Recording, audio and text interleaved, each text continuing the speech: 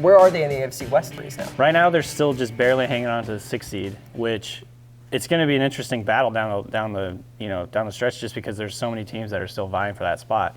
I wrote about the Broncos last night, actually, and Simeon's not necessarily, he's not a guy that can carry their offense, and that's not what he was ever supposed to be. Luckily, the Broncos aren't built to have that, right? Well, there's, in theory, right? Yeah, right. Yeah. But their run game has completely disappeared. They're putting a lot on Simeon to carry that offense, and the other problem is their defense hasn't been quite as good against the run. Yeah. And that's been a huge factor. And now teams are getting first downs a lot through the run. So their defense is still really good. There's no way around it, but they're just not quite to that level as they were last year. So is that good enough to kind of just carry them, even though they have not much of an offense? Well, they're going to find out because they have a brutal next 3 games. Patriots, Chiefs, Raiders.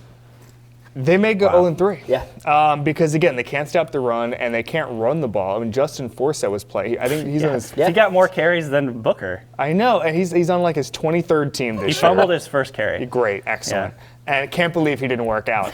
And so, look, Simeon had 334 yards, but Marcus Mariota had 88 yards in the air, okay?